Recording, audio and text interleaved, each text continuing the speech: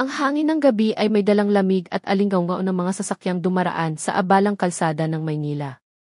Sa isang madilim na eskinita, sa ilalim ng nag-iisang post ng ilaw na andap-andap, nakaupo si Lyra Reyes, mahigpit na yakap ang kanyang dalawang anak na kambal, sina Marco at Miguel.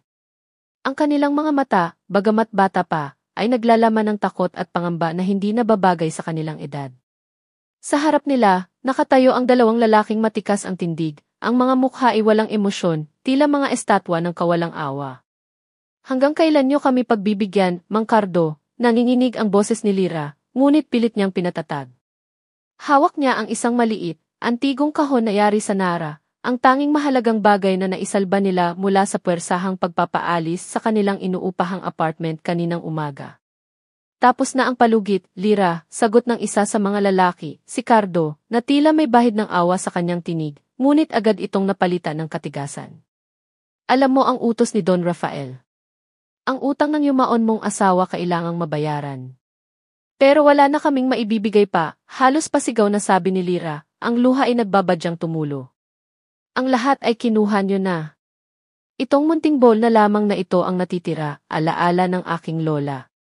Ano pa bang halaga nito sa inyo?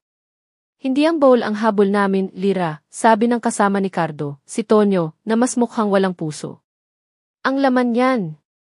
Sabi ng impormante namin, may tinatago dyan si David Bagoshat. Hindi na niya tinapos ang sasabihin, ngunit alam ni Lyra ang ibig sabihin. Si David, ang kanyang yumaong asawa, isang musikero na may pangarap ngunit napasok sa masalimuot na mundo ni Don Rafael Vargas, isang makapangyarihang negosyante na may anino ng kadiliman. Hinawakan ni Miguel ang kamay ng ina. Mama, ayoko po dito. Natatakot po ako.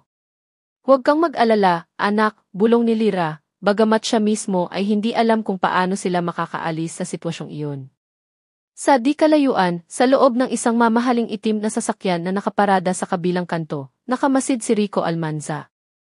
Isang kilala ngunit mailap na kompositor, kilala sa kanyang henyo sa musika, ngunit mas kilala sa kanyang pag-iisa, matapos ang isang trahedya 5 taon na ang nakalilipas, ang pagkawala ng kanyang asawa't anak sa isang aksidente. Bihira siyang lumabas, ngunit ngayong gabi, hinila siya ng isang di maipaliwanag na puwersa palabas ng kanyang mansyon. At ngayon, nasasaksihan niya ang isang eksenang tila hinugot sa isang pelikula. Nakita niya ang desperasyon sa mukha ng babae, ang takot sa mata ng mga bata.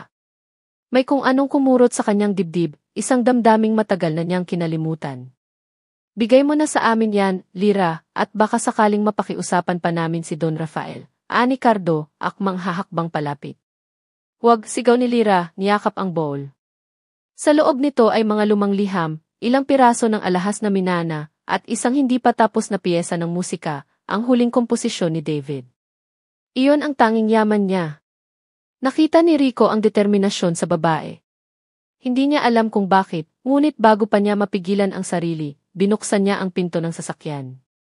Mukhang may problema rito, malamig na sabi ni Rico, ang kanyang boses, bagamat mahinahon, ay may bigat na nagpatigil sa 2 tauhan ni Don Rafael. Nagulat si Lyra, napatingin sa estrangherong bigla na lang sumulpot. Matangkad ito, nakasuot ng simpleng itim na damit, ngunit bakas ang kakaibang aura. Nangunot ang noo ni Cardo. Sino ka para makialam dito, mister? Isang mamamayan na nagmamalasakit, simpleng sagot ni Rico, ang mga mata ay nakatuon kay Lyra at sa mga bata. Hindi magandang tignan na tinatakot ninyo ang isang babae at ang kanyang mga anak sa ganitong oras ng gabi. Nagkatinginan sina Cardo at Tonyo. Kilala nila ang sasakyan ng isang taong hindi dapat banggain. Ngunit ang utos ni Don Rafael ay utos. Trabaho lang ito, mister. May utang ang babaeng iyan sa amo namin, sabi ni Tonyo. Kung may utang siya, idaan ninyo sa tamang proseso, giit ni Rico. Hindi sa pananakot. Lumapit siya kay Lyra. Miss, ayos lang ba kayo? Napatango lang si Lyra, hindi makapagsalita sa pagkabigla. Umalis na kayo, utos ni Rico sa 2 lalaki. At sabihin niyo kay Don Rafael, kung may gusto siyang pag-usapan tungkol sa babaeng ito, ako ang harapin niya. May pag-aatubili sa mukha ni Cardo at Tonyo, ngunit sa huli tumalikod sila at umalis, nag-iwan ng babala sa kanilang mga tingin. Nang sila na lamang ang natira, hinarap ni Rico si Lyra. Ayos ka lang ba talaga? At ang mga bata? Oo po, sir. Maraming salamat po, nauutal na sabi ni Lyra. Hindi ko po alam kung paano kayo pasasalamatan. Huwag mo na akong tawaging sir. Rico ang pangalan ko, sabi niya, isang pilit na ngiti ang sumilay sa kanyang mga labi. Mukhang kailangan ninyo ng tulong. Saan kayo pupunta? Umiling si Lyra, ang mga luha ay tuluyan ng bumagsak. Hindi ko po alam. Pinalayas na po kami sa apartment namin. Wala na po kaming matutuluyan. Tumingin si Rico sa dalawang bata na nakakapit sa kanilang ina, ang mga mukha'y puno ng pagod at takot. Muli, naramdaman niya ang kurot sa kanyang puso. Matagal na panahon na rin mula nang may naramdaman siyang ganito. Halika na, sabi niya, isang desisyon ang nabuo sa kanyang isip. Sumama kayo sa akin. May maluwag na lugar sa bahay ko. Pansamantala, hanggang sa makahanap kayo ng ibang matutuluyan. Nag-aalangan si Lyra. Nako, nakakahiya naman po. Hindi po kami. Huwag ka nang mahiya, putol ni Rico. Delikado dito sa labas, lalo na't may mga anak ka. At mukhang hindi titigil ang mga tauhan ni Don Rafael. Ang pagbanggit sa pangalan ng Don ay nagbigay ng karagdagang takot kay Lyra, na siyang nagtulak sa kanya na tanggapin ang alo. Sige po, Rico. Maraming salamat. Tinulungan ni Rico si Lyra at ang mga bata na sumakay sa kanyang sasakyan. Habang nagmamaneho sila palayo sa madilim na eskinita, hindi mapigilan ni Lyra na mapatingin sa lalaking katabi niya. Sino siya? At bakit niya sila tinutulungan? Isang anghel na isinugo sa gitna ng kanilang kadiliman? Si Rico naman, habang nakatutok sa daan, ay hindi maalis sa isip ang imahe ng mag-iinang iyon. May kung anong pamilyar sa kanilang sitwasyon, isang pamilyaridad na nagdudulot ng sakit at pag-asa. Hindi niya tiyak. Ang alam lang niya, sa gabing iyon, isang bagay ang nagsimulang magbago sa matagal ng tahimik at walang kulay niyang mundo. Ang mansyon ni Rico Almanza ay nakatayo sa isang tahimik at eksklusibong subdibisyon, malayo sa ingay ng lungsod. Malaki ito, moderno ang disenyo, ngunit may aura ng kalungkutan. Pagpasok nila Lyra, Marco at Miguel, namangha sila sa lawak at ganda ng loob, ngunit mas naramdaman nila ang katahimikan, isang katahimikang tila may bigat. Aling Nena, tawag ni Rico. Lumabas mula sa kusina ang isang babaeng may edad na, si Aling Nena, ang matagal ng kasambahay at tagapag-alaga ni Rico. Nagulat ito nang makita ang mga bisita, lalo na ang mga bata. Rico, iho. Sino sila? Tanong ni Aling Nena, hindi maitago ang pagkagulat. Sila si Lyra, at ang kanyang mga anak, sina Marco at Miguel, pakilala ni Rico. Pansamantala silang titira dito, Aling Nena. Pakiasikaso mo sila. Ihanda mo ang guest room sa ibaba. Sige, iho, sagot ni Aling Nena, pinagmasdan si Lyra na maihalong pagtataka at awa. Umakyat na muna ako, sabi ni Rico, tila hindi komportable sa sitwasyon. Lyra, magpahinga na kayo. Kung may kailangan kayo, sabihin niyo lang kay Aling Nena. Tumango lang si Lyra, at mabilis na umakyat si Rico sa kanyang silid sa itaas. Pinatuloy ni Aling Nena si Lyra at ang kambal sa isang maluwag na guest room. May sarili itong banyo at maliit na sala. Malayo ito sa simple nilang apartment, ngunit ang marangyang paligid ay hindi nakabawas sa bigat na nararamdaman ni Lyra. Nako, napakaganda naman po dito, Aling Nena, sabi ni Lyra. Nakakahiya po talaga kay Sir Rico. Hayaan mo na yun, Hija. Matagal na rin kasing walang ibang tao dito sa bahay bukod sa amin ni Rico. Baka ito na ang kailangan niya, makahulugang sabi ni Aling Nena. Kumain na ba kayo? Maghahanda ako ng pagkain. Kahit ano na lang po, Aling Nena. Salamat po. Habang kumakain ang kambal ng mainit na sopas na inihanda ni Aling Nena, hindi maalis sa isip ni Lyra si Rico. Ang kanyang kabaitan ay hindi inaasahan. Ngunit ang anino ni Don Rafael ay patuloy na bumabagabag sa kanya. Paano kung hanapin sila rito? Paano kung madamay pa si Rico? Sa kanyang silid, si Rico ay nakatayo sa harap ng isang malaking bintanang salamin, tanaw ang hardin sa ibaba. 5 taon. 5 taon ng pag-iisa, ng pagluluksa. Ang musika, na dati buhay niya, ay naging isang malayong alaala na lamang. Ang kanyang grand piano sa sala ay nababalutan na ng alikabok. Ang kanyang studio, na dati puno ng buhay at tunog, ay matagal nang nakasara, isang locked room tea ng kanyang kalungkutan. Ngunit ngayong gabi may kakaiba. Ang imahe ng dalawang bata, ang kanilang mga matang puno ng takot na napalitan ng kaunting pag-asa nang makita ang pagkain, ay umantig sa kanya. Si Lyra na may tapang sa kabila ng kahinaan. Kinabukasan, maagang nagising si Lyra. Nakita niya si Aling Nena na naghahanda ng almusal. Magandang umaga po, Aling Nena. Magandang umaga, Lyra. Gising na ba ang mga bata? Tulog pa po. Napagod siguro sa biyahe kagabi. Nag-alok si Lyra na tumulong, ngunit pinigilan siya ni Aling Nena. Huwag na, Hija. Ako na rito. Umupo ka na lang at magkape. Maya-maya, bumaba si Rico, bihis na. Tumigil siya nang makita si Lyra sa kusina. Isang saglit na katahimikan ang namagitan sa kanila. Magandang umaga, bati ni Rico, ang boses ay medyo garalgal pa. Magandang umaga po, Rico. Salamat po ulit sa lahat. Tumango lang si Rico. Kumain na kayo. May mga kailangan akong asikasuhin sa labas, pero babalik din ako. Nang makaalis si Rico, naglakas loob si Lirang magtanong kay Aling Nena. Aling Nena, matagal na po ba kayong nagsisilbi kay Sir Rico? Hija. Mula pa noong bata pa siya. Ako na ang nag-alaga sa kanya, lalo na nang pumanaw ang mga magulang niya. Malungkot na umiti si Aling Nena. Mabait na bata yan si Rico, mapagmahal. Kaya lang, mula nang mangyari yung aksidente nagbago siya. Aksidente po. Tumango si Aling Nena, ang mga matay nagluluha. Nawala ang asawa niya, si Clara, at ang anak nilang si Miko. 5 taon na ang nakakaraan.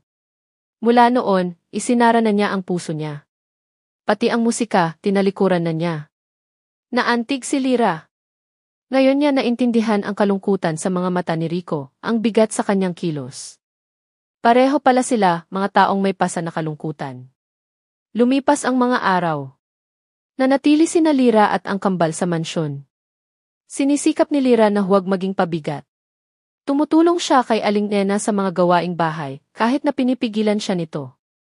Ang kambal naman, unti-unti nang nasasanay sa bagong kapaligiran. Si Marco, na mahilig sa musika tulad ng kanyang ama, ay madalas na napapatitig sa grand piano sa sala. Si Miguel naman, mas mahiyain, ay laging nakabuntot sa kanyang ina. Isang hapon, habang naglilinis si Lyra sa sala, hindi niya napigilan ang sarili na lumapit sa piano. Hinaplos niya ang mga teklado. Naalala niya si David, kung paano ito tumugtog para sa kanya, para sa mga bata. Isang ngiti ang sumilay sa kanyang labi, ngunit may kasamang kirot. Hindi niya namalayan, nakatayo pala si Rico sa may pintuan ng studio, tahimik na nakamasid. Nang mapansin siya ni Lyra, agad itong nahiya. Pasensya na po. Naaliw lang po ako. Lumapit si Rico. Ayos lang. Marunong kang tumugtog. Umiling si Lyra. Si David po, ang asawa ko, siya po ang musikero. Tumango si Rico. May kung anong lungkot sa mga mata ni Lyra na nakikita rin niya sa sarili niya. Kung gusto mong subukan, sige lang, alok ni Rico na ikinagulat niya mismo. Matagal na niyang hindi pinapagamit ang piano sa iba. Naku, hindi po. Baka masira ko pa, nahihiyang tanggi ni Lyra. Sa mga sumunod na araw, naging mas madalas ang pagkikita nila ni Rico. Minsan, nagkakasalubong sila sa hardin. Minsan, sabay silang nagkakape sa umaga, bagamat karamihan ng oras ay tahimik lang sila. Ngunit ang katahimikang iyon ay hindi na kasing bigat ng dati. Tila may isang di nakikitang sinulid na nag-uugnay sa kanila. Si Marco naman, isang araw ay hindi na napigilan ang sarili. Lumapit siya sa piano at sinubukang pindutin ang mga teklado. Isang simpleng Twinkle, Twinkle Little Star ang kanyang tinipa, bagamat sintonado. Napangiti si Rico nang marinig iyon mula sa kanyang silid. Bumaba siya at nakita si Marco sa piano, si Miguel at Lyra ay nakamasid. Magaling, sabi ni Rico, lumapit sa bata. Gusto mong matuto? Nanlaki ang mga mata ni Marco. Talaga po, Tito Rico. Ang tito ay kusa na lang lumabas sa bibig ng bata, na ikinangiti ni Lyra at ikinagulat, ngunit ikinatuwa ni Rico. Naman, sagot ni Rico. Umupo siya sa tabi ni Marco at itinuro ang tamang posisyon ng mga daliri. Sa unang pagkakataon sa loob ng 5 taon, naramdaman ni Rico ang init ng musika na dumadaloy muli sa kanyang mga ugat. Si Lyra, habang pinagmamasdan ang kanyang anak at si Rico, ay nakaramdam ng kakaibang saya. Para silang isang normal na pamilya. Ngunit agad niyang iwinaksi ang isiping iyon. Hindi sila pamilya. At hindi sila maaaring manatili roon magpakailanman. Kailangan niyang humanap ng paraan para makabangon, para sa kanyang mga anak. Isang gabi, habang mahimbing nang natutulog ang kambal, naglakas loob si Lyra na kumatok sa pintuan ng studio ni Rico. Matagal bago ito bumukas. Lyra, may problema ba? Tanong ni Rico, baka sa mukha ang pagkagulat. O wala naman po. Gusto ko lang po sanang magpasalamat ulit. At sabihin na kailangan na po naming umalis. Nakakahiya na po sa inyo. Masyado na po kaming nagtatagal dito. Pumasok si Rico sa loob ng studio, sinenyasan si Lyra na sumunod. Ito ang unang beses na nakapasok si Lyra doon. Malinis ito, ngunit tila walang buhay. Mga instrumento na nababalutan ng tela, mga papel ng musika na nakatambak sa isang sulok. Saan kayo pupunta? Tanong ni Rico, umupo sa isang silya. Hahanap po ako ng trabaho kahit ano. At upa kami ng maliit na kwarto. Ayoko na pong maabala pa kayo, lalo na't baka bumalik ang mga tao ni Don Rafael. Hindi sila babalik dito, tiyak na sabi ni Rico. Nakausap ko na ang abogado ko. Pinapaimbestigahan ko na ang tungkol kay Don Rafael at sa utang ng asawa mo. Nanlaki ang mga mata ni Lyra. Talaga po? Ayokong may mangyaring masama sa inyo. Tumingin siya kay Lyra. At ayokong umalis kayo. Ang huling mga salita ay halos pabulong, ngunit sapat na para marinig ni Lyra. Isang kakaibang kuryente ang dumaloy sa pagitan nila. Ang mga mata nila ay nagtagpo, nagsasabi ng mga bagay na hindi kayang bigkasin ng mga labi. Pero Rico, Lyra, putol ni Rico, tumayo at lumapit sa kanya. Alam kong mahirap ang pinagdaanan mo. Alam kong marami kang takot. Pero mula nang dumating kayo, parang nabuhayan ulit ang bahay na ito. Parang nabuhayan ulit ako. Hinawakan niya ang kamay ni Lyra. Manatili ka muna. Manatili kayo. Hanggang sa maging maayos ang lahat. Para sa mga bata. Hindi nakaimik si Lyra. Ang init ng kamay ni Rico ay nagbigay sa kanya ng kapanatagan na matagal na niyang hindi naramdaman. Sa mga mata nito, nakita niya hindi lang ang kalungkutan, kundi pati na rin ang isang bagong pag-asa. Tumango siya. Sage. Isang maliit na ngiti ang sumilay sa labi ni Rico. Salamat. Sa mga sumunod na linggo, mas naging malapit sina Rico at Lyra. Nagkukwentuhan sila tungkol sa kanilang mga buhay, sa kanilang mga pangarap na hindi natupad, sa kanilang mga sakit. Nalaman ni Lyra na ang studio ni Rico ay hindi lang basta silid trabaho, ito ang puso ng kanyang kalungkutan. Doon niya huling nakausap ang kanyang asawa't anak bago sila umalis sa biyaheng hindi na nila nabalikan. Si Rico naman, nalaman ang tungkol sa pangarap ni David na maging sikat na musikero, at kung paano ito nalulong sa sugal at napautang kay Don Rafael. Nalaman niya ang tungkol sa hindi pa tapos na komposisyon ni David, isang awit ng pag-ibig para kay Lyra, na pinamagatan nitong ang ritmo ng puso ko. Isang araw, dinala ni Lyra ang antigong bowl sa studio ni Rico. Maingat niyang inilabas ang mga lumang papel ng musika. Ito yung huling sinulat ni David, sabi ni Lyra, ipinakita kay Rico ang piyesa. Hindi nga natapos. Sabi niya, ito raw ang pinakamagandang awit na gagawin niya. Pinagmasdan ni Rico ang mga nota. Simple lang ito, ngunit may kakaibang ganda. May potential. Gusto mo bang marinig kung ano ang tunog nito? Tanong ni Rico. Tumango si Lyra, ang mga matay nagniningning. Umupo si Rico sa piano sa loob ng studio, ang unang pagkakataon na hinawakan niya ito sa loob ng 5 taon. Dahan-dahan niyang tinipa ang mga nota ng hindi pa tapos na awit. Ang musika, bagamat hindi kumpleto, ay pumuno sa silid, puno ng pag-ibig at pangungulila. Naluha si Lyra. Para niyang narinig muli ang boses ni David. Nang matapos si Rico, tumingin siya kay Lyra. Maganda. Sayang at hindi natapos. Sana matapos ito balang araw, sabi ni Lyra. Sa mga sandaling iyon, isang ideya ang nabuo sa isip ni Rico. Paano kung siya ang tumapos nito? Paano kung, sa pamamagitan ng awit na ito, ay muli siyang makahanap ng inspirasyon? At paano kung, sa pamamagitan din nito, ay matulungan niya si Lyra na makalaya sa anino ni Don Rafael? Samantala, hindi tumitigil si Don Rafael. Bagamat hindi na niya hayagang pinupuntirya si Lyra, nagpapadala siya ng mga mensahe sa pamamagitan ng iba, mga paalala na hindi pa tapos ang kanilang usapan. Nakatanggap ng tawag ang abogado ni Rico mula sa kampo ni Vargas, nag-aalok ng ki-areglo na alam nilang dehado si Lyra. Hindi tayo papayag sa mga kondisyon nila, sabi ni Rico sa kanyang abogado. Kailangan nating malaman kung ano talaga ang hawak nila laban kay David, at kung bakit ganoon na lang ang interes nila sa maliit na baol na iyon. Nagsimulang mag-imbestiga ng mas malalim ang grupo ni Rico.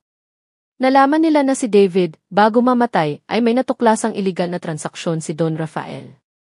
Isinulat niya ang mga detalye sa isang journal na pinaniniwalaan ni Vargas na itinago ni David sa loob ng antigong bowl o marahil ay nakakode sa kanyang huling komposisyon.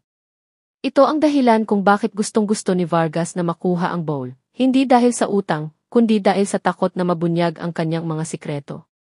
Nang malaman ito ni Rico, mas lalo siyang naging determinado na protektahan si Lyra at ang mga bata at tapusin ang awit ni David.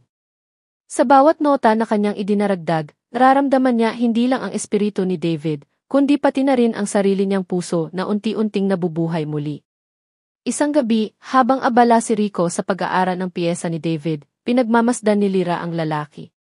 Ang intensidad sa mga mata nito, ang pasin sa bawat kilos ng mga daliri sa teklado, ito ang Rico na hindi pa niya nakikita, ang Rico na tila muling isinilang. Malapit na, bulong ni Rico, hindi tumitingin kay Lyra. Nararamdaman ko na. Ano ang nararamdaman mo? Tanong ni Lyra. Tumingin si Rico sa kanya, isang ngiti ang sumilay. Ang ritmo ng puso. At sa sandaling iyon, alam ni Lyra na ang awit na iyon ay hindi lang para kay David o para sa kanya. Ito ay para rin kay Rico. Ito ang kanilang awit.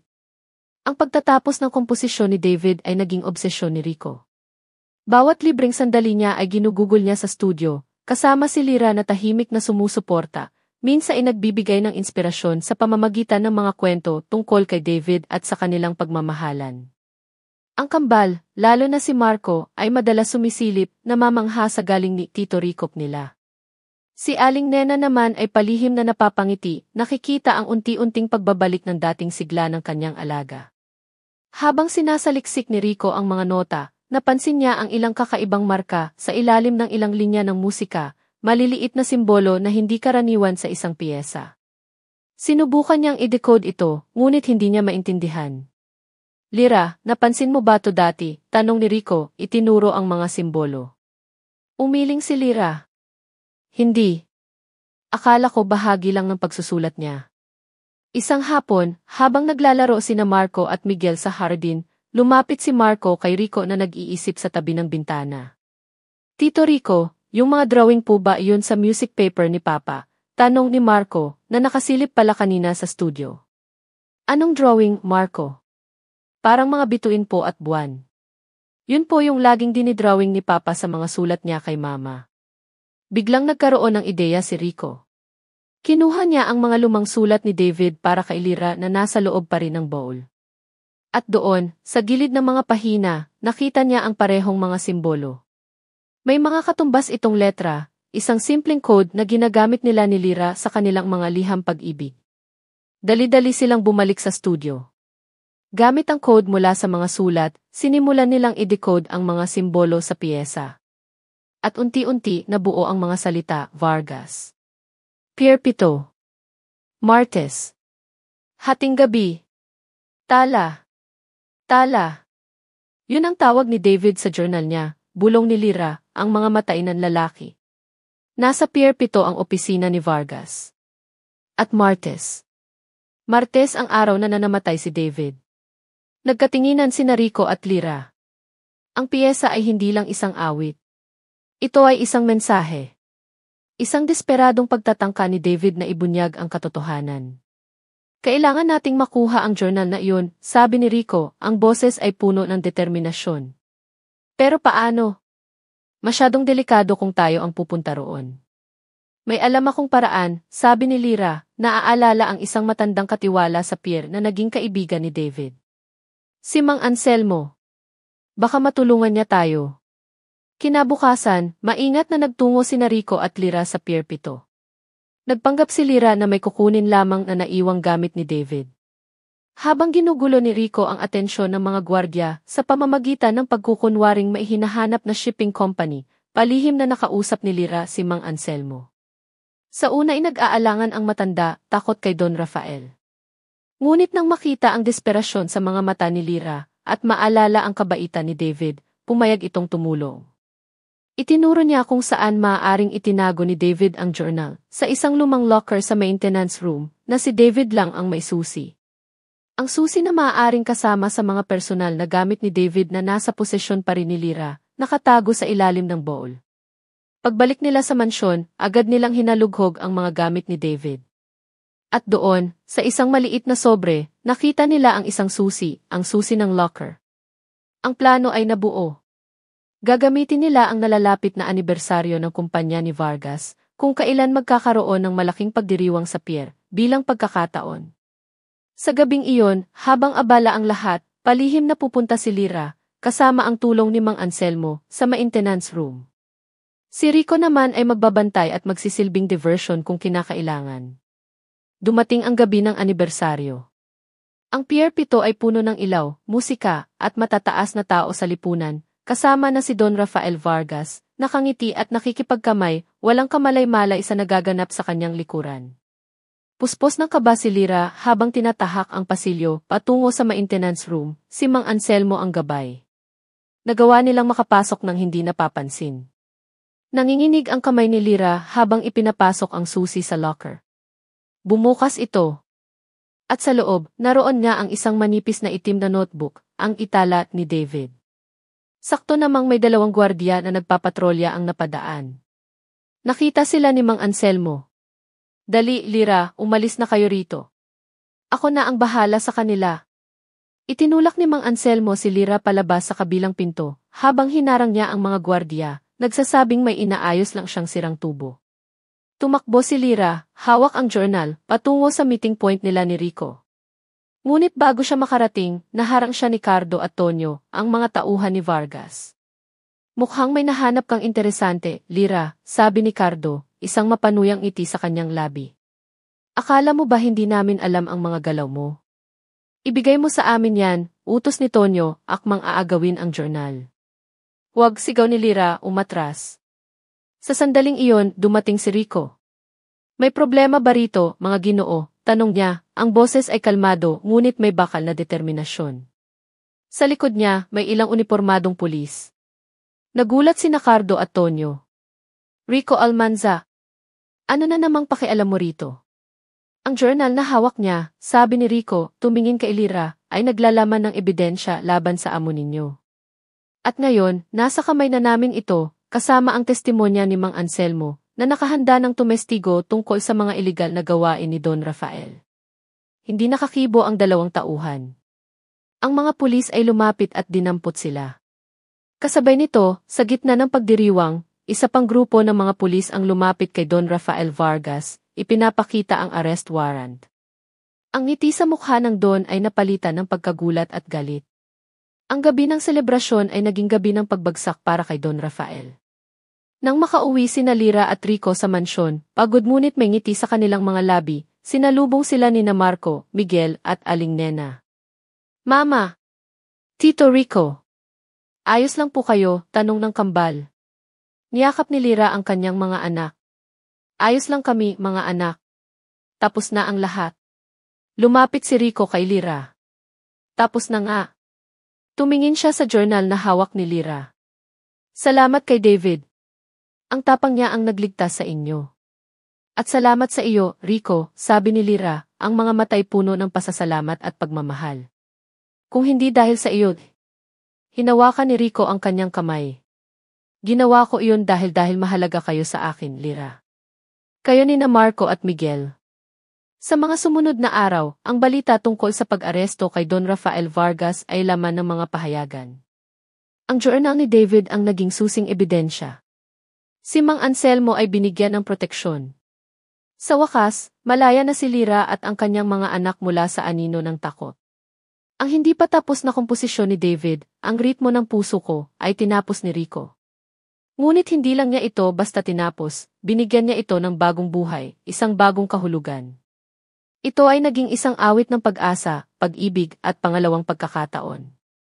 Isang gabi, habang tahimik ang mansyon, umupo si Rico sa grand piano sa sala. Tinipan niya ang kumpletong bersyon ng Ang Ritmo ng Puso Ko. Ang musika ay dumaloy, puno ng emosyon, isang testamento sa pag-ibig na lumalampas sa buhay at kamatayan, isang pag-ibig na nagdudugtong sa nakaraan, kasalukuyan at hinaharap. Si Lyra, nakatayo sa may pintuan, ay nakikinig, ang mga luhay dumadaloy sa kanyang pisngi, mga luha ng pasasalamat, ng pagluluksa at ng bagong pag-ibig. Nang matapos si Rico, lumapit siya kay Lyra. Para sa iyo yan, Lyra. At para kay David. At para sa atin. Hinawakan niya ang mga kamay ni Lyra.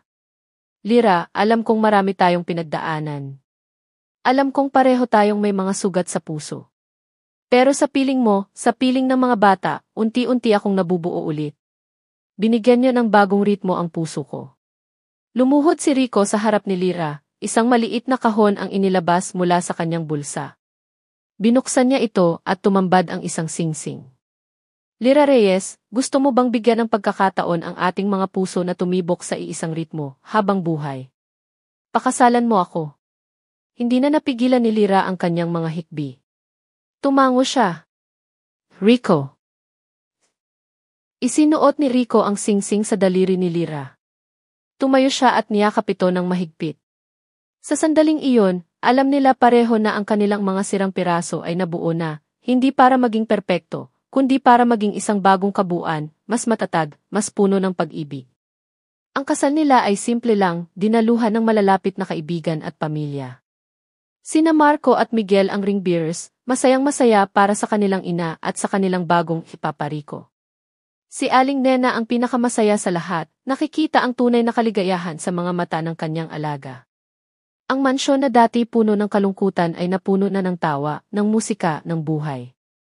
Ang studio ni Rico ay hindi na isang lock room, kundi isang lugar ng inspirasyon, kung saan madalas silang nagkakasama ni Lyra at ng kambal, lumilikha ng bagong musika, ng bagong mga alaala. At ang antigong bowl, na dati isimbolo ng takot at kawalan ng pag-asa, ay naging simbolo na ng pag-ibig, katapangan, at ng pangalawang pagkakataon, isang paalala na kahit sa pinakamadilim na gabi, laging may sisikat na bituin, at laging may bagong ritmo na madidiskubre ang puso. Isang hapon, habang pinagmamasdan ni Rico sina Lyra, Marco, at Miguel na masayang naglalaro sa hardin, naramdaman niya ang isang pamilyar na presensya sa kanyang tabi. Ang alaala ng kanyang yumaong asawa't anak. Ngunit ngayon wala nang sakit kundi kapayapaan. Alam niyang masaya sila para sa kanya. Hinawakan ni Lyra ang kamay ni Rico.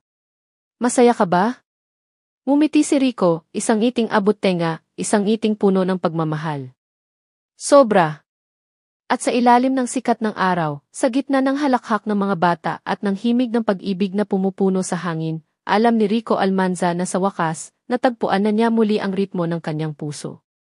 Ang umaga ay sumilip na may dalang gininto ang sikat ng araw, tila nakikisaya sa espesyal na araw na iyon. Isang taon. Isang taon na ang lumipas mula ng opisyal na naging pamilya Almanza sina Rico, Lyra, Marco at Miguel. Ang mansyon, na dati inababalot ng katahimikan at anino ng nakaraan, ngayon ay puno ng sigla, ang halakhak ng kambal, ang matamis na usapan ni Rico at Lyra, at ang masayang paghahanda ni Aling Nena sa kusina. Maagang nagising si Lyra. Dahan-dahan siyang bumangon mula sa kama, pinagmasdan ang mahimbing na pagkakatulog ni Rico sa kanyang tabi. Isang ngiti ang gumuhit sa kanyang mga labi. Kahit isang taon na ang nakalipas, hindi pa rin siya makapaniwala sa biyayang dumating sa kanilang buhay. Mula sa bingit ng kawalan ng pag-asa, natagpuan nila ang isang tahanan, isang pamilya, at isang pag-ibig na hindi niya inaasahan. Dahan-dahan niyang hinaplos ang pisngi ni Rico. Mahal, bulong niya. Bahagyang gumalaw si Rico at dahan-dahang iminulat ang mga mata. Nang makita si Lyra, isang matamis na ngiti rin ang sumilay sa kanyang mga labi. Lisa, good morning, Yumrek Almanza. Happy anniversary.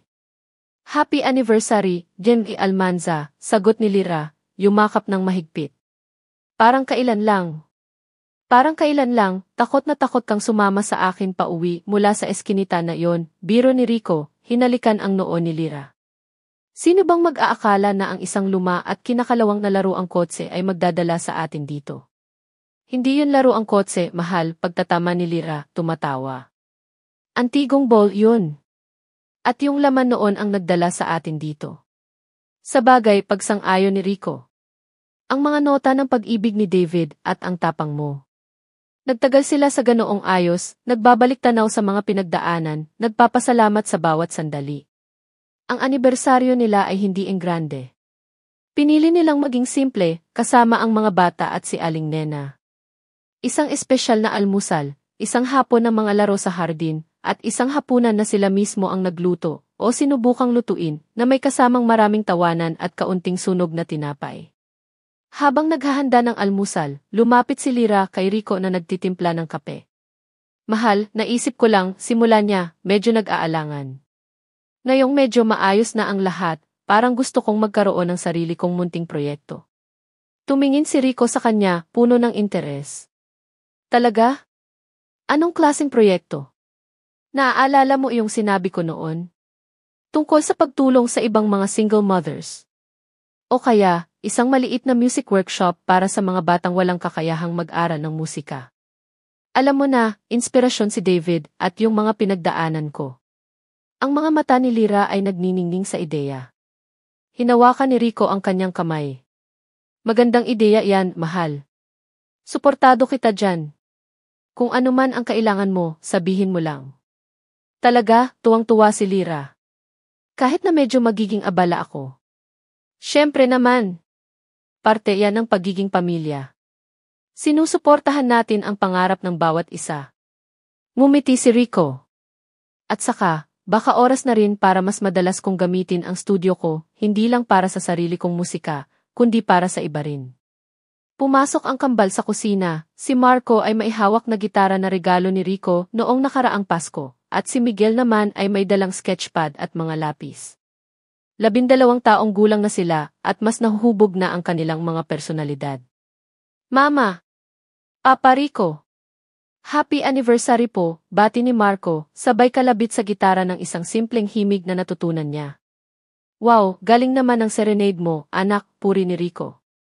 Ako rin po, may gift, sabi ni Miguel, ipinakita ang isang drawing ng kanilang pamilya, si Rico at Lyra na magkahawak kamay, at silang dalawa ni Marco sa magkabilang gilid. Lahat ay nakangiti na may malaking bahay at hardin sa likuran. Naluha si Lyra sa tuwa. Ang ganda naman ito, Miguel. Ang galing-galing mo. Siyempre, mana sa akin, biro ni Rico, kinindatan si Miguel na ikinatawa ng lahat. Ang buong araw ay napuno ng mga simpleng kagalakan. Naglaro sila ng habulan sa malawak na hardin, nagpiknik sa ilalim ng malaking puno ng mangga, at nagkwentuhan tungkol sa mga pangarap. Si Marco, ibinahagi ang kanyang pangarap na maging isang sikat na gitarista tulad ng kanyang Papa David at Papa Rico. Si Miguel naman, na tahimik ngunit mapagmasid, ay nangangarap na maging isang artist o marahil isang arkitekto na magdidisenyo ng magagandang bahay tulad ng kanilang tinitirhan. Sa gitna ng kanilang kasiyahan, hindi maiwasan ni Lyra na maalala si David. Ngunit ngayon, ang alaala ay hindi na kasing sakit ng dati. Napalitan na ito ng matamis na pangulila at pasasalamat sa panahong ibinigay sa kanila. Nakikita niya ang mga katangian ni David sa kanyang mga anak, ang pagmamahal ni Marco sa musika, ang pagiging malikhain ni Miguel. At alam niyang kung nasaan man si David, masaya ito para sa kanila. Nang gumabi, matapos ang isang masarap na hapunan na pinagtulungan nilang ihanda, na may tulong ni Aling Nena para hindi masunog ang lahat, at matapos matulog ang kambal, naupo sina Rico at Lyra sa veranda, tanaw ang mga bituin. Alam mo, mahal, sabi ni Rico, hawak ang kamay ni Lyra. Minsan, iniisip ko kung paano ko nagawang mabuhay ng mag-isa sa loob ng 5 taon. Parang walang kulay ang lahat noon. Siguro hinihintay mo lang kami, sagot ni Lyra, isinandal ang ulo sa balikat ni Rico. Siguro nga. Ngumiti si Rico. Ang galing ng tadhana, no? Isang gabi, napadaan lang ako sa isang eskinita. Isang desisyon na tulungan ang isang babaeng hindi ko kilala. At binago nito ang lahat. Binago mo rin ang buhay namin, Rico. Binigyan mo kami ng pag-asa, ng seguridad. At higit sa lahat ng pagmamahal. Kayo rin naman. Binigyan niya ng bagong ritmo ang puso ko. Hinalikan ni Rico si Lyra, isang halik na puno ng pagmamahal, pasasalamat, at pangako ng marami pang anibersaryo na kanilang pagsasaluhan. Sa loob ng mansyon, si Aling Nena, bago matulog, ay napangiti habang pinagmamasdan ang saradong pinto ng silid ng mag-asawa.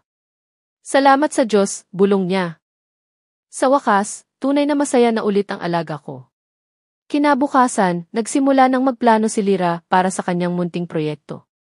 Nag-research siya online, nagtanong-tanong sa mga kakilala, at nagsimulang bumalangkas ng isang maliit na music workshop para sa mga batang kapuspalad sa kalapit na komunidad. Si Rico naman, bukod sa paggawa ng sariling musika, ay nag-alok na tumulong sa paghahanap ng mga lumang instrumento na maaaring i-donate o ipahiram para sa workshop. Ang mga unang nota ng kanilang bagong kabanata bilang pamilya ay tumutugtog na, puno ng pag-asa, pangarap at ang walang kupas na ritmo ng kanilang pag-ibig.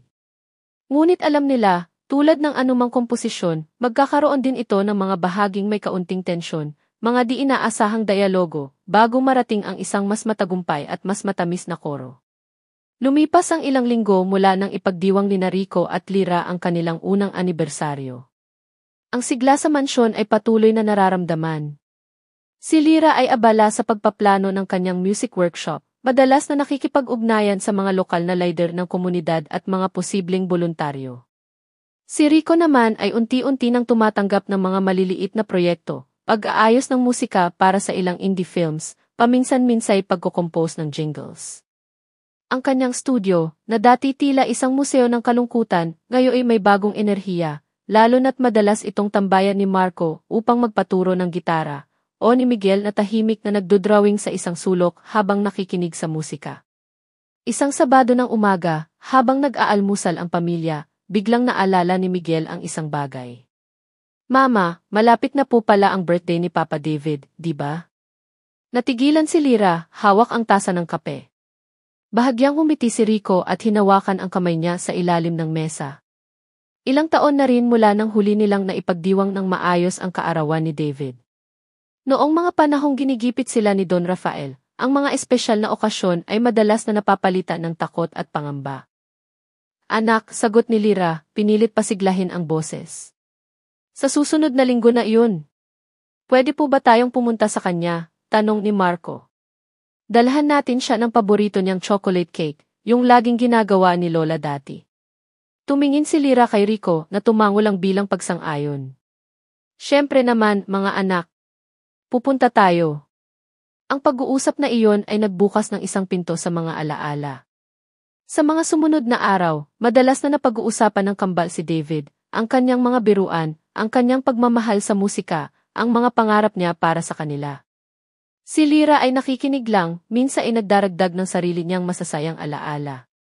Si Rico naman ay tahimik na sumusuporta, naunawaan ang pangangailangan ng mga bata na alalahanin ang kanilang yumaong ama. Hindi siya nagsiselos, sa halip, nagpapasalamat siya na naging bahagi si David ng buhay ni Lyra at ng kambal dahil ang pagmamahal na iyon ang humubog sa kanila. Isang hapon, habang naglilinis si Lyra sa bodega, kung saan nakatago ang ilang mga gamit ni David na naisalba nila, nakita niya ang isang lumang album ng mga litrato. Binuklat niya ito. Mga larawan nila ni David noong sila ay nagsisimula pa lang, mga larawan ng kambal noong mga sanggol pa sila. May isang partikular na larawan na kumuha ng kanyang pansin, si David, nakangiti ng malapad, karga ang kambal, isa sa bawat braso, sa harap ng isang maliit na bahay na kanilang inupahan noon sa probinsya. Simple lang ang buhay nila noon, ngunit puno ng pangarap at pagmamahal. Hindi niya namalayan, tumutulo na pala ang kanyang mga luha. Hindi luha ng sakit, kundi ng matamis na pangungulila. Pumasok si Rico sa bodega, hinahanap siya. Lyra, nandito ka lang pala. Akala ko, natigilan siya nang makita ang album at ang mga luha ni Lyra. Lumapit siya at niyakap ito mula sa likuran. Ayos ka lang, mahal, malambing niyang tanong. Tumango si Lyra, ipinahid ang mga luha. Naalala ko lang siya. Ang saya namin dito, si. Ipinakita niya ang litrato. Tinitigan ni Rico ang larawan. Masaya nga kayo.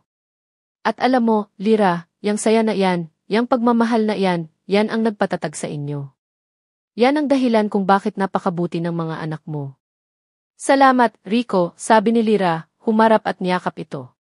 Salamat sa pag-intindi mo. Wala ayon. Alam mo, minsan, iniisip ko rin sina Clara at Miko, pag-amin ni Rico, ang boses ay bahagyang bumaba. Lalo na kapag nakikita ko kayong masaya. Iniisip ko, sana nakikita nila ako ngayon. Sana masaya rin sila para sa akin. Ito ang isa sa mga bihirang pagkakataon na hayagang binabanggit ni Rico ang kanyang yumaong mag-ina. Karaniwan, dinadaan niya ito sa tahimik na pagmumuni-muni o sa kanyang musika. Hinaplos ni Lira ang pisngi ni Rico. Sigurado akong masaya sila para sa'yo, mahal. Sigurado akong gusto nilang makita kang masaya ulit. Nagkaroon sila ng isang tahimik, ngunit makabuluhang sandali, dalawang pusong nagkakaintindihan sa kanilang mga pinagdaanang pagkawala. Ang kanilang pagmamahalan ay hindi nagbubura sa nakaraan, kundi nagbibigay ng bagong kahulugan dito. Dumating ang araw ng kaarawan ni David. Maagang naghanda si Lira ng paboritong chocolate cake ng yumaong asawa, katulong si Aling Nena. Ang kambal naman ay gumawa ng mga card. Nagtungo sila sa sementeryo, dala ang mga bulaklak at ang cake. Tahimik silang nagdasal sa harap ng puntod ni David. Nagkwento ang kambal tungkol sa kanilang mga bagong karanasan sa paaralan, sa kanilang mga bagong kaibigan, at sa kanilang papariko. Si Lira naman ay nagpasalamat sa mga masasayang alaala at sa mga anak na ipinagkaloob sa kanya. Si Rico ay nakatayo lang sa di kalayuan, binibigyan sila ng espasyo. Nang matapos sila, lumapit siya at nag-alay din ng isang tahimik na panalangin, isang panalangin ang pasasalamat sa lalaking unang minahal ni Lira at nagbigay buhay sa dalawang batang ayoy itinuturing na rin niyang sariling mga anak. Pag-uwi nila, medyo tahimik ang kambal. Naramdaman ito ni Rico.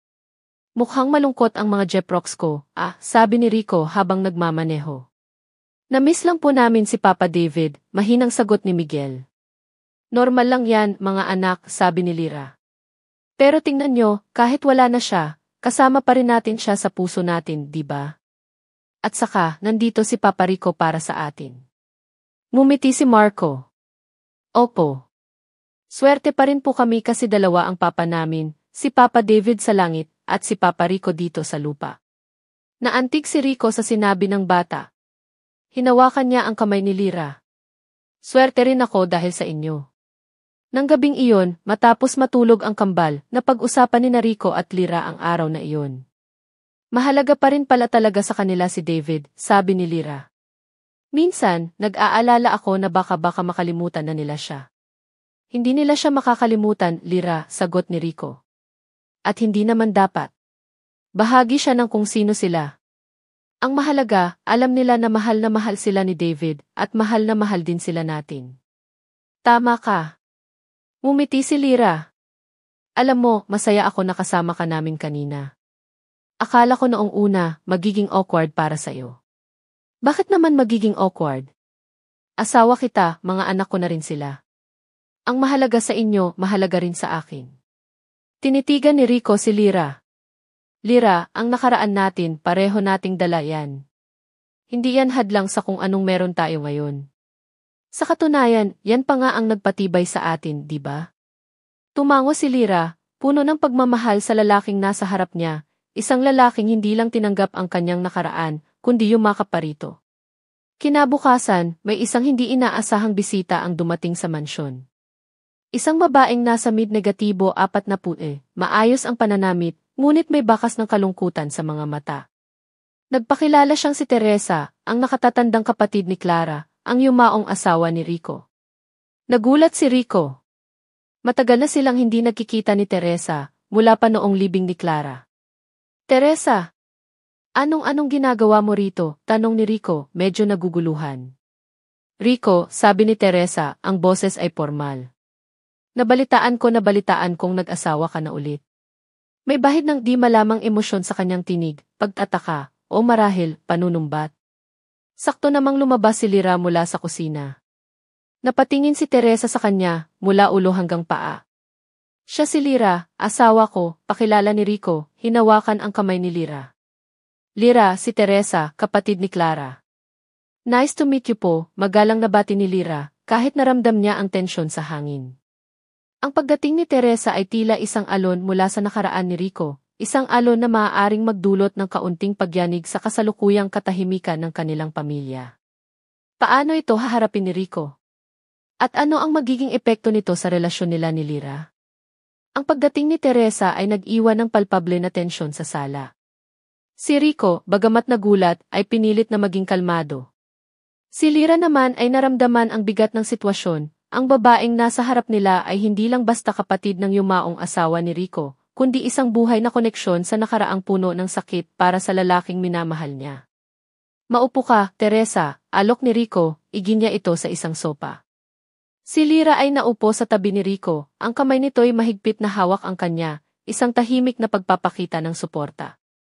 Salamat, sagot ni Teresa, ang mga mata ay hindi inaalis kay Lyra. Mayroong pagsusuri sa kanyang tingin na nagbigay ng kaunting kaba kay Lyra, ngunit pinanatili niya ang kanyang composure. Kumusta ka na, Teresa? Matagal na rin tayong hindi nagkita, simula ni Rico. Ayos lang naman, sagot ni Teresa, ang tono ay medyo malamig pa rin. Naging abala lang sa trabaho, sa buhay. Kayo mukhang maayos naman kayo. Ang huling mga salita ay may diin na tila may ibang kahulugan. Teresa. Masaya kami, diretsong sagot ni Rico, tinitigan ang bayaw. Si Lyra at ang kanyang mga anak, sina Marco at Miguel, sila ang nagbigay ng bagong buhay sa akin, sa bahay na ito. Tumango si Teresa, ang tingin ay bumaling kay Lyra. Nabalitaan ko nga. Mabilis-mabilis kang naka-move on, Rico. May bahid ng akusasyon sa kanyang tinig, kahit pilit niyang pinipigilan. Naramdaman ni Lyra ang kirot sa sinabi ni Teresa, hindi para sa sarili niya, kundi para kay Rico. Alam niya kung gaano kalalim ang naging sugat ng pagkawala ni na Clara at Miko sa puso ni Rico, at ang salitang mabilis ay tila isang sampal. Sasagot sana si Rico, ngunit naunahan siya ni Lyra, ang boses ay mahinahon ngunit may dignidad. Ginang Teresa, naiintindihan ko po kung iniisip ninyo na mabilis ang lahat. Pero ang pagmamahal po ni Rico kay Clara at kay Miko, alam ko pong hinding-hindi iyon mawawala. Ang dumating po sa buhay niya, sa buhay namin, ay hindi pamalit, kundi isang bagong kabanata. Natigilan si Teresa sa sinabi ni Lyra. Tila hindi niya inaasahan ang ganoong katapangan at pangunawa mula sa babaeng kaharap. Hindi ko sinasabing pamalit, depensa ni Teresa. Medyo lumambot ang tono. Nagulat lang siguro ako. Si Clara mahal na mahal ka niya, Rico. At si Miko, siya ang buhay ninyo. Alam ko yun, Teresa, sagot ni Rico, ang boses ay puno ng emosyon. At araw-araw, dala ko sila sa puso ko. Pero ang buhay kailangang magpatuloy. At si Lyra, siya ang nagturo sa akin kung paano muling mabuhay, kung paano muling magmahal, nang hindi kinakalimutan ang mga nauna. Isang mahabang katahimikan ang namagitan. Si Teresa ay nakayuko, tila pinoproseso ang lahat ng kanyang narinig. May gusto sana akong ibigay sa'yo, Rico, sabi ni Teresa, kinuha ang kanyang bag at may inilabas na isang maliit, nakabalot na kahon. Naalala ko kasi, malapit na ang kaarawan sana ni Miko. Nanlaki ang mga mata ni Rico. Ang kaarawan ng kanyang yumaong anak. Isa na namang petsa na puno ng alaala. Iniabot ni Teresa ang kahon kay Rico. Ito yung paboritong laruan ni Miko noong maliit pa siya, yung maliit na eroplano na bigay mo. Itinago ko. Akala ko baka gusto mong itago bilang alaala. Nanginginig ang kamay ni Rico habang tinatanggap ang kahon. Dahan-dahan niya itong binuksan. Sa loob, naroon niya ang isang maliit na pulang eroplano, medyo kupas na ngunit buo pa rin. Ang parehong eroplano na madalas niyang ikwento kay Miko bago ito matulog. Hindi napigilan ni Rico ang pagpatak ng kanyang luha. Si Lyra ay hinaplos ang kanyang likod. Salamat, Teresa, sabi ni Rico, ang boses ay garalgal. Salamat dito. Tumayo si Teresa. Wala ayun. Sige, kailangan ko na ring umalis. Dumaan lang talaga ako para ibigay yan. Tumingin siya kay Lyra. Lyra, salamat sa pag-aalaga mo kay Rico. Mukhang nasa mabuting kamay siya. May isang maliit, halos hindi mahahalata, na ngiti sa kanyang labi. Walang anuman po, Ginang Teresa. At salamat din po sa pagdalaw, sagot ni Lyra. Nang makaalis si Teresa, niyakap ni Lyra si Rico ng mahigpit. Ayos ka lang, mahal. Tumango si Rico, hawak pa rin ang maliit na eroplano. Nagulat lang ako. At natuwa. Kahit papaano, naramdaman kong tinatanggap na niya ang nangyari. Mahalaga pa rin sa kanya si Clara at Miko. At mahalaga ka pa rin sa kanya, Rico, sabi ni Lyra. Ang pagbisita ni Teresa, bagamat nagsimula sa tensyon, ay nagtapos sa isang uri ng paghilom. Naging daan ito para muling harapin ni Rico ang alaala ng kanyang anak, at para maramdaman ni Lyra na ang pamilya ni Clara ay unti-unti na ring natatanggap ang bagong kabanata sa buhay ni Rico. Kinagabihan, habang nakaupo sila sa sala, kasama ang kambal na abala sa kanilang mga ginagawa, si Marco ay nagsasanay ng bagong piyesa sa gitara, si Miguel ay nagbabasa ng libro, tinitigan ni Rico ang maliit na eroplano. Papa Rico, ano po yan? Tanong ni Miguel, napansin ang hawak ng ama-amahan. Ngumiti si Rico. Ito, Miguel, paboritong laruan to ng isa ko pang anak dati, si Kuya Miko nyo. Nagkatinginan ang kambal pagkatapos ay lumapit kay Rico. Talaga po, tanong ni Marco. Pwede niyo po bang ikwento sa amin si Kuya Miko? Sandaling nag-isip si Rico. Noon, nahihirapan siyang magkwento tungkol kay Miko nang hindi nalulungkot. Ngunit ngayon, sa piling ng kanyang bagong pamilya, parang mas gumaan ang lahat. Sige, sabi ni Rico. Si Kuya Miko nyo, kasing edad nyo rin siya dapat ngayon. Mahilig siyang maglaro katulad nyo. At pangarap niyang maging piloto. Kaya paborito niya itong eroplano. Nagkwento si Rico tungkol sa mga masasayang alaala nila ni Miko, ang kanilang mga laro, ang kanilang mga biruan, ang mga pangarap nila. Nakikinig ng mabuti ang kambal, ang kanilang mga mata ay puno ng interes at simpatsya. Si Lyra ay nakamasid lang, ang puso ay puno ng pagmamahal sa pamilyang nabuo nila, isang pamilyang hindi natatakot harapin ang mga anino ng nakaraan, kundi ginagawa itong bahagi ng kanilang kwento. Nang matapos magkwento si Rico, niyakap siya ng kambal. Sana po nakilala namin si Kuya Miko, sabi ni Marco. Sigurado pong magkakasundo kami, dagdag ni Miguel. Ngumiti si Rico. Sigurado rin akong matutuwa si Kuya Miko sa inyo. Ang maliit na eroplano ay inilagay ni Rico sa isang estante sa kanyang studio, katabi ng mga parangal niya sa musika at ng mga drawing ni Miguel. Isang simbolo ng nakaraan na ngayon ay bahagi na ng isang mas malaki at mas masayang kasalukuyan. Ang pagbisita ni Teresa, na sa unay tila isang pagsubok, ay naging isang biyaya. Nagbigay ito ng pagkakataon para sa paghilom, para sa pag-unawa, at para mas patatagin pa ang pundasyon ng pamilya Almanza, isang pamilyang binuo, hindi lang ng dugo, kundi ng pagmamahal, pagtanggap at ng ritmo ng mga pusong sabay na tumitibo. Kinabukasan, habang nagkakape sina Rico at Lyra sa hardin, pinag-uusapan nila ang mga plano para sa music workshop ni Lyra. Mukhang marami-rami na ring nagpapalista, masayang sabi ni Lyra. At may ilang mga kaibigan mo sa industriya, Rico, na nag-alok na mag-donate ng mga lumang instrumento. Nakakatuwa. Sabi ko naman sa'yo, susuportahan ka namin, sabi ni Rico. Pero handa ka na ba talaga? Mukhang magiging full-time job yan, ah. Kakayanin, determinado si Lyra. Para sa mga bata. At saka, nandyan ka naman, di ba? Partner tayo dito. Always, sagot ni Rico, hinalikan ang kamay ni Lyra.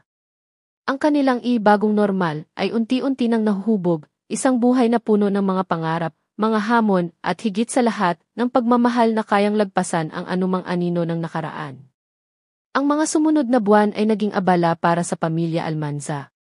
Ang music workshop ni Lyra, na pinangalanan niyang Kihimig Pag-asa, ay opisyal nang nagbukas. Tuwing Sabado, ang isang bahagi ng hardin ng mansyon na may pahintulot ni Rico ay nagiging isang masayang lugar kung saan natututo ng musika ang mga batang mula sa kalapit na komunidad.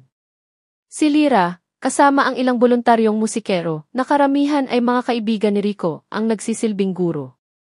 Ang saya sa mga mata ng mga bata habang hawak ang gitara o tinutugtog ang keyboard ay sapat ng gantimpala para kay Lyra. Si Rico naman, bukod sa kanyang mga personal na proyekto, ay madalas na sumusuporta sa workshop. Minsan, siya mismo ang nagtuturo ng mga advanced na technique o kaya ay nagbibigay ng inspirasyon sa mga bata sa pamamagitan ng kanyang mga kwento at musika. Ang kanyang studio ay naging mas bukas, hindi na lang ito lugar ng kanyang sariling paglikha, kundi pati na rin ang pagbabahagi. Sa gitna ng lahat ng ito, ang kambal ay patuloy na lumalaki at nahuhubog. Si Marco, sa edad na 12, ay lalong nahuhumaling sa gitara.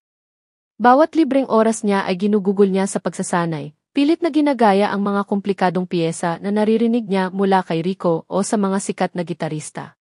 Ang kanyang pangarap ang makatugtog sa isang malaking entablado. Isang araw, may inanunsyo sa paaralan nila Marco, isang key battle of the bands, para sa mga high school students, ngunit may special category para sa mga elementary students na may angking galing sa instrumento. Agad na nagningning ang mga mata ni Marco. Papa Rico!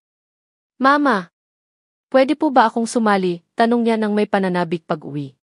Nagkatinginan sina Rico at Lyra. Alam nila ang potensyal ni Marco, ngunit alam din nila ang pressure na kaakibat ng mga kompetisyon. Sigurado ka ba, anak? Tanong ni Lyra. Malaking paghahanda yan. Opo. Kaya ko po to. Tuturuan naman po ako ni Papa Rico, di ba? Baling ni Marco sa ama-amahan. Ngumiti si Rico.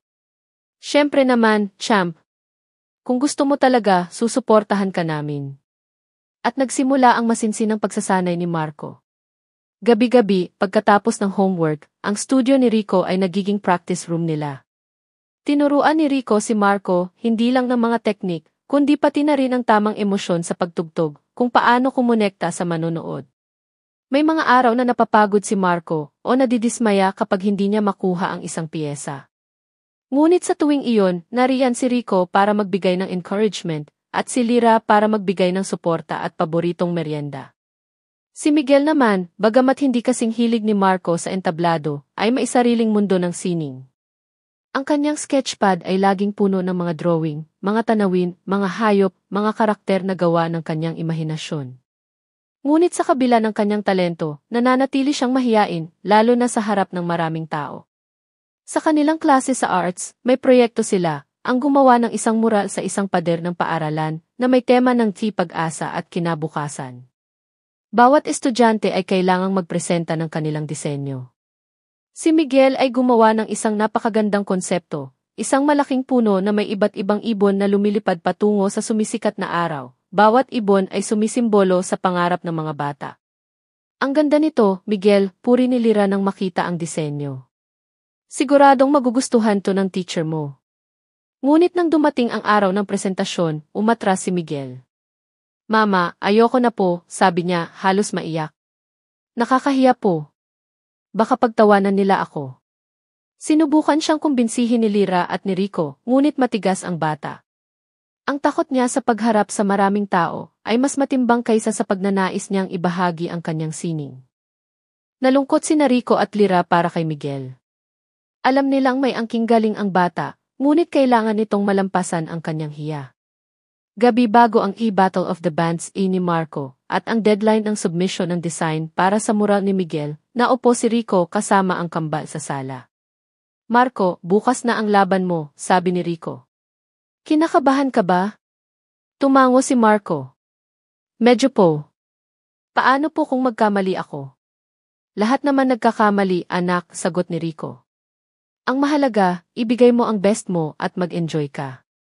Ang musika, hindi lang yan tungkol sa tamang nota.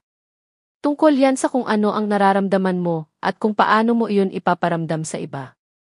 Tumingin si Rico kay Miguel na tahimik lang na nakikinig. Miguel, alam mo, yung disenyo mo para sa mural, napakaganda noon. Nakita ko. Yumuko si Miguel.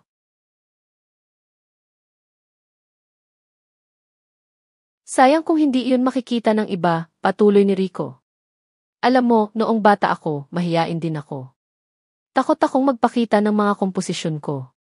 Pero may nagsabi sa akin na ang talento, parang liwanag yan. Kung itatago mo, ikaw lang ang makakakita. Pero kung ibabahagi mo, maraming pwedeng makinabang, maraming pwedeng sumaya. Pero Papa Rico, paano po kung hindi nila magustuhan? Mahinang tanong ni Miguel. Paano kung magustuhan nila? Balik tanong ni Rico. Hindi mo malalaman kung hindi mo susubukan. At kahit ano pa ang sabihin nila, ang mahalaga, galing yan sa puso mo. Tulad ng musika ni Marco, ang sining mo, Miguel, yan ang boses mo. hinawakan ni Lyra ang kamay ng dalawang anak. Mga anak, ano man ang mangyari bukas, proud kami sa inyo ni Papa Rico nyo. Ang mahalaga, ginawa nyo ang lahat at hindi kayo natakot sumubo. Kinabukasan, dumating ang araw ng Tea Battle of the Bands. Ang buong pamilya Almanza, kasama si Aling Nena, ay naroon para suportahan si Marco. Sa backstage, nanginginig ang tuhod ni Marco. Kaya mo yan, kuya, sabi ni Miguel na ikinagulat ng lahat. Bihira itong magpakita ng ganitong suporta ng hayagan. Ngumiti si Marco. Salamat, Miguel. Nang tawagin na ang pangalan ni Marco, huminga siya ng malalim, lumakad papunta sa entablado, at nagsimulang tumugtog. Ang kanyang mga daliri ay tila sumasayaw sa mga kwerdas ng gitara. Ang piyesang pinili niya, isang sariling areglo ng isang sikat na safe rock song, na maihalong jazz-infused solo na itinuro ni Rico, ay pumuno sa buong auditorium. Nakalimutan niya ang kaba. Ang nararamdaman lang niya ay ang musika, ang saya ng pagtugtog. Nang matapos siya, isang malakas na palakpakan ang sumalubong sa kanya. Naghiyawan sina Lyra, Rico, Miguel at Aling Nena. Samantala, sa paaralan, deadline na ng submission para sa mural design. Nakatayo si Miguel sa labas ng art room, hawak ang kanyang disenyo, nag-aalangan pa rin. Naalala niya ang sinabi ni Papa Rico niya. Huminga siya ng malalim. Paano kung magustuhan nila? Naglakad siya papasok sa silid at inilapag ang kanyang disenyo sa mesa ng kanyang guro. Sa Tea Battle of the Bands, hindi nanalo si Marco ng unang pwesto. Pangatlo siya. Ngunit nang bumaba siya ng entablado, isang malaking ngiti ang nasa kanyang labi. Ang galing mo, anak, salubong ni Lyra, niyakap siya. Proud kami sa'yo, champ, sabi ni Rico, ginulo ang buhok ng bata. Okay lang po kahit hindi ako first, sabi ni Marco. Ang saya pong tumugtog sa harap ng maraming tao. Doon, naintindihan niya ang sinabi ni Rico, ang mahalaga ay ang karanasan at ang pagbabahagi ng kanyang talento. Pag-uwi nila, may sorpresa silang natanggap. Tumawag ang art teacher ni Miguel. Nenrek Almanza. Gusto ko lang pong i-congratulate si Miguel. Ang kanyang disenyo po ang napili para sa school mural. Nanlaki ang mga mata ni Miguel sa tuwa. Hindi siya makapaniwala. Talaga po, tuwang-tuwang sabi ni Lyra. Narinig mo iyon, Miguel? Ang galing mo. Niyakap ni Miguel ang kanyang ina, pagkatapos ay si Rico. Salamat po, Papa Rico. Kung hindi po sa inyo, hindi ko po iyon ipapasa. Wala iyon, anak. Ang galing mo talaga, eh. Kailangan mo lang maniwala sa sarili mo, sabi ni Rico, masaya para sa tagumpay ng dalawang bata. Nang gabing iyon, habang mahimbing nang natutulog ang kambal, pagod ngunit masaya, nag-usap sina Rico at Lyra sa kanilang silid. Nakaka-proud silang dalawa, no, sabi ni Lyra, nakangiti. Sobra, sagot ni Rico. Nakikita ko ang sarili ko sa kanila. Si Marco, yung passion niya sa musika. Si Miguel, yung pagiging mahiyain pero may malalim na mundo sa loob. At pareho silang maswerte dahil may Papa Rico sila na gumagabay sa kanila, dagdag ni Lyra, hinawakan ang kamay ni Rico. Maswerte rin ako dahil mailira akong katuwang sa lahat, sagot ni Rico, hinalikan ito. Ang himig ng pangarap ng kanilang mga anak at ang tinig ng pagtitiwala na unti-unting nahuhubog sa kanilang mga puso, ang nagbibigay ng bagong kulay at saya sa buhay ng pamilya Almanza. Alam nilang marami pang pagsubok na darating, ngunit hanggat sila ay magkakasama, handa nilang harapin ang bawat isa, na may musika sa kanilang mga puso at pag-ibig na nagsisilbing gabay. Ang Kihimig Pag-asa, music workshop ni Lyra, ay unti-unti nang nakikilala sa komunidad. Tuwing Sabado, ang dating tahimik na hardin ng mansyon ay napupuno ng mga batang tinig na umaawit, ng tunog ng gitara, keyboard, at iba't ibang instrumentong perkusyon. Ang mga voluntaryo, karamihan ay mga musikero at estudyante ng musika na na-inspire sa adhikain ni Lyra, ay masayang nagtuturo. Si Aling Nena naman ay laging handa sa merienda para sa mga bata. Si Lyra ang puso ng workshop. Ang kanyang pasensya, ang kanyang ngiti, at ang kanyang kakayahang kumonekta sa bawat bata ay kahanga-hanga. Nakikita niya ang sarili niya sa marami sa kanila, mga batang may pangarap ngunit kulang sa oportunidad. At sa bawat batang natututong tumipa ng gitara o kumanta ng tamang tono, nararamdaman niya ang isang uri ng katuparan na hindi niya naramdaman noon. Isang araw, may isang batang babae na sumali sa workshop. Ang pangalan niya ay Maya, mga 8 taong gulang, maliit ang pangangatawan at laging tahimik sa isang sulok. Ngunit sa tuwing magsisimula na ang klase sa pagkanta, ang kanyang mahiyaing mga mata ay nagkakaroon ng kakaibang kislap. Napansin ni Lyra na si Maya ay may angking galing sa pagkanta. Ang kanyang tinig, bagamat hindi pa nahahasa, ay may natural na ganda at tamis. Sa tuwing pinapakanta ni Lyra si Maya ng solo, kahit na may halong hiya, ay napapahanga ang lahat. Maya, ang ganda ng boses mo, sabi ni Lyra isang hapon, matapos kantahin ni Maya ang isang lumang kundiman. May potensyal ka. Gusto mo bang masasain pa natin yan? Ngumiti si Maya, isang bihirang ngiti na nagpaliwanag sa kanyang mukha. Opo, Teacher Lyra. Ngunit napansin din ni Lyra na si Maya ay madalas na malungkot. Minsan, nahuhuli niya itong nakatulala o kaya ay may mga pasa sa braso na pilit tinatakpan. Nang subukan niyang tanungin, umiiwas lang ang bata. Isang Sabado, hindi dumating si Maya sa workshop. Nag-alala si Lyra. Tinanong niya ang ibang mga bata kung may alam sila, ngunit walang makapagsabi. Nang sumunod na linggo, wala pa rin si Maya. Hindi na mapakali si Lyra. May kung anong nagsasabi sa kanya na may hindi tama. Rico, nag-aalala ako kay Maya, sabi ni Lyra isang gabi. 2 linggo na siyang hindi pumapasok sa workshop. At noong huli ko siyang nakita, parang may problema siya. Sino si Maya? Tanong ni Rico, ibinaba ang librong binabasa. Ikinuwento ni Lyra ang tungkol sa bata, ang kanyang talento, ang kanyang kalungkutan, ang kanyang mga pasa. Nakuha mo ba ang address niya o contact number ng magulang? Tanong ni Rico. Umiling si Lyra. Sa registration form, address lang ang nakalagay. Walang number. At noong nag-enroll siya, lola niya ang kasama niya, pero minsan lang iyon. Madalas, mag-isa lang siyang pumupunta. Gusto mo bang puntahan natin? Alok ni Rico. Baka sakaling matulungan natin. Kinabukasan, linggo, nagpasya sina Lyra at Rico na hanapin ang tirahan ni Maya. Ang address na nakalagay sa form ay sa isang mahirap na lugar, medyo malayo sa kanilang subdivision. Dala ang kaunting pagkain at mga laruan para sa bata, nagtungo sila roon.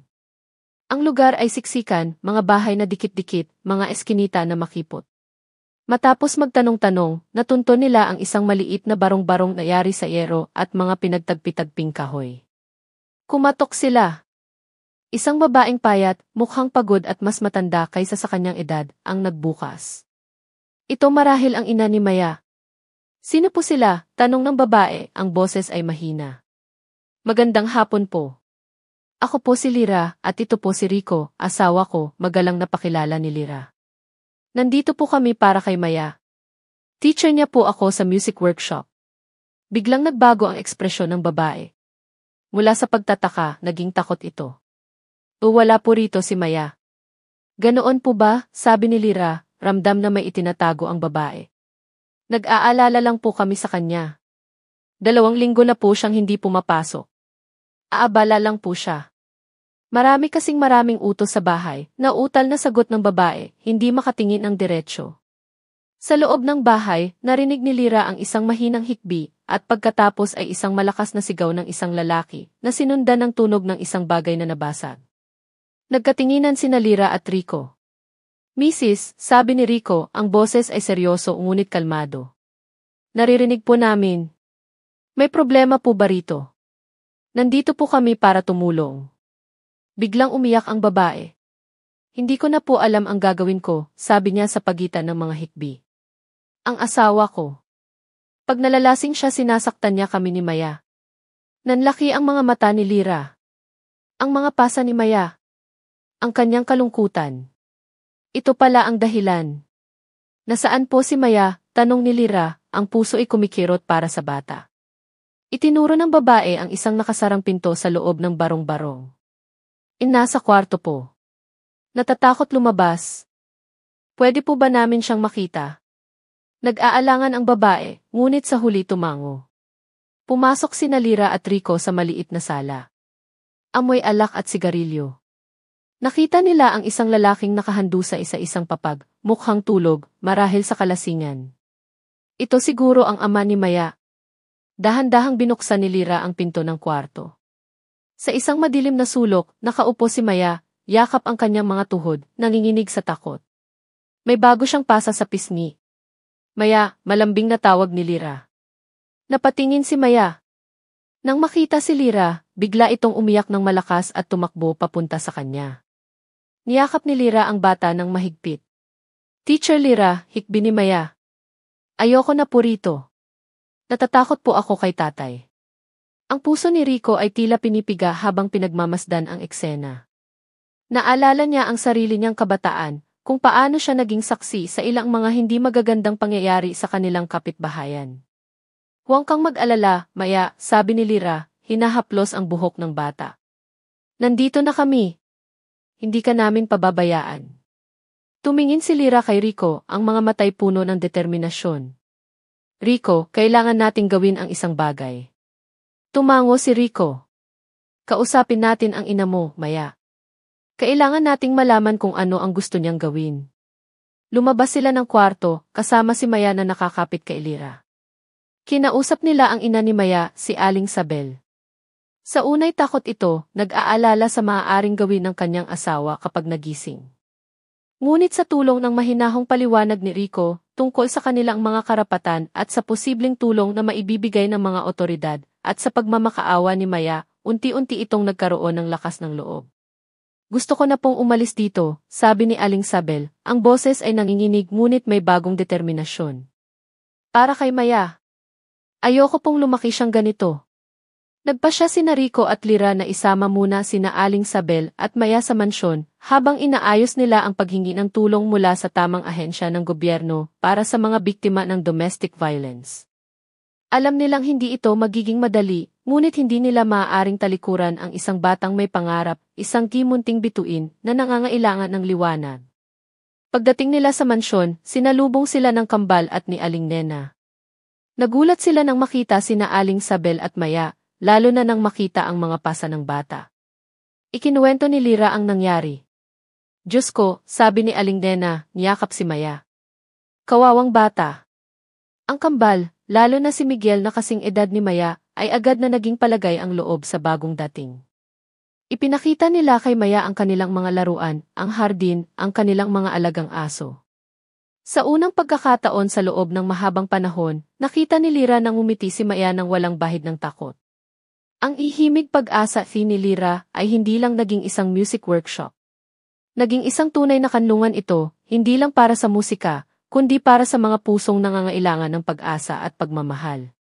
Ang karanasan kay Maya ay nagbukas ng bagong pinto para kay Lyra, isang mas malalim na pag-unawa sa kanyang misyon, at isang mas matibay na pagnanais na gamitin ang kanyang boses, at ang kanyang musika, para makatulong sa iba.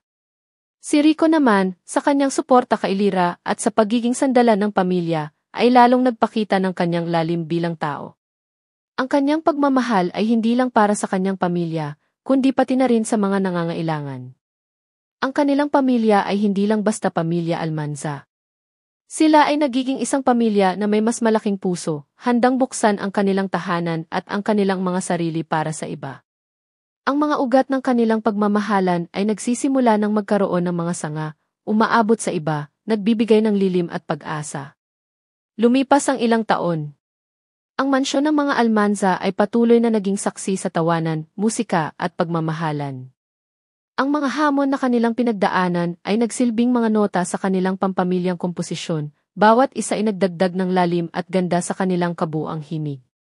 Sina Maya at Aling Sabel, sa tulong ni Rico at Lyra at ng mga tamang ahensya, ay nagsimula ng bagong buhay.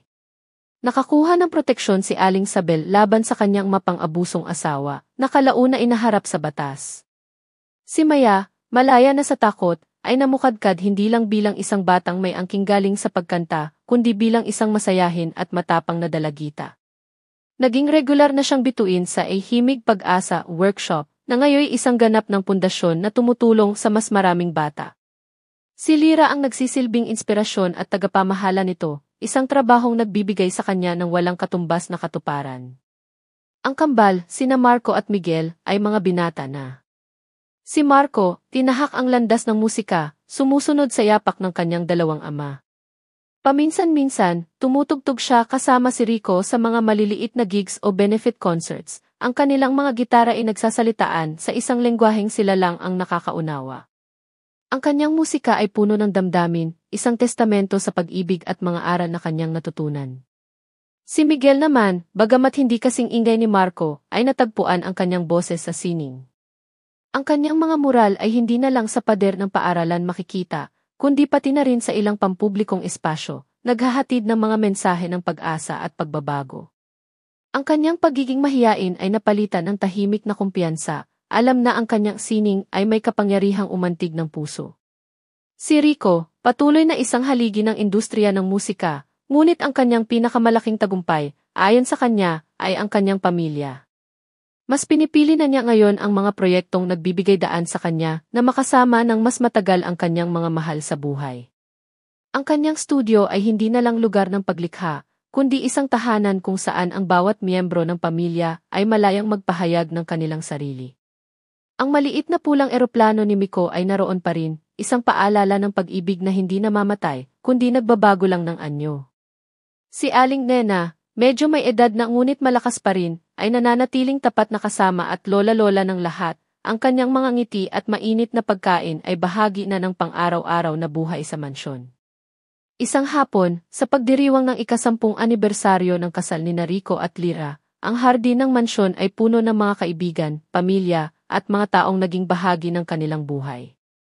Naroon ang mga batang natulungan ng ihimig pag-asa, kasama na si Maya na ngayon ay isa ng dalaga na may pangarap na maging propesyonal na mang-aawit. Naroon ang mga kasamahan ni Rico sa industriya, mga kaibigan ni Marco at Miguel. Sa ilalim ng isang arko ng mga bulaklak, tulad ng kanilang kasal noon, muling nagpalitan ng mga pangako sina Rico at Lyra. Ang kanilang mga mata ay puno pa rin ng pag-ibig, mas malalim, mas matatag, hinubog ng panahon at ng mga pinagdaanang pagsubok. 10 taon, mahal, sabi ni Rico, hawak ang mga kamay ni Lyra. 10 taon ng tawanan, ng ilang luha, ng maraming musika, at ng walang sawang pagmamahal. Ikaw, sina Marco at Miguel, binigyan niyo ng kahulugan ang lahat. Ang bawat nota ng buhay ko ay kumpleto dahil sa inyo. Naluha si Lyra. Rico, ikaw ang naging himig sa gitna ng aking katahimikan, ang liwanag sa aking kadiliman. Tinuruan mo akong muling mangarap, muling magmahal, at muling mabuhay. Salamat sa pagiging pinakamahusay na asawa at ama. Sina Marco at Miguel, katabi ang kanilang mga magulang, ay ngumiti ng may pagmamalaki. Inabot ni Marco ang kanyang gitara at sinimulan ang isang pamilyar na himig, ang ritmo ng puso ko, ang awit na sinimulan ni David at tinapos ni Rico, ang awit na naging simbolo ng kanilang pamilya. Habang tumutugtog si Marco, lumapit si Maya at nagsimulang umawit, ang kanyang tinig ay puno ng pasasalamat at pag-asa. Sumunod ang iba pang mga bata mula sa ihimig pag-asa, ang kanilang mga tinig ay nagsama-sama sa isang koro ng pagmamahal. Pinagmasdan ni Rico at Lyra ang kanilang pamilya, ang kanilang mga kaibigan, ang bunga ng kanilang mga pangarap. Ang mansyon na dati isimbolo ng kalungkutan ni Rico ay naging isang tahanan ng pag-asa, isang lugar kung saan ang bawat isa ay may puwang, kung saan ang bawat pangarap ay sinusuportahan. Nang matapos ang kanta, isang matamis na katahimikan ang bumalot sa hardin na sinundan ng masigabong palakpakan. Niyakap ni Rico si Lyra at hinalikan ito ng may pagmamahal na hindi kumukupas. Mahal kita, Lyra Almanza, bulong niya. Mahal na mahal din kita, Rico Almanza, sagot ni Lyra. Ang araw ay dahan-dahang lumubog, nag-iiwan ng ginintuang liwanag sa masayang pagtitipon. Ang musika ay patuloy na tumutugtog, hindi lang mula sa mga instrumento, kundi mula sa bawat pusong naroroon, mga pusong pinag-isa ng pag-ibig, pag-asa, at ng pangalawang pagkakataon. Ang antigong bowl na naging simula ng lahat ay nakatago na ng maayos, ngunit ang mga aral at pagmamahal na dala nito ay mananatiling buhay sa puso ng pamilya Almanza. Ang kanilang kwento ay isang patunay na kahit sa gitna ng mga pagsubok at kalungkutan, laging may sisikat na bagong umaga, laging may bagong awit na maririnig, at ang ritmo ng pag-ibig, kapag natagpuan, ay magpapatuloy na tumibok ng walang katapusan.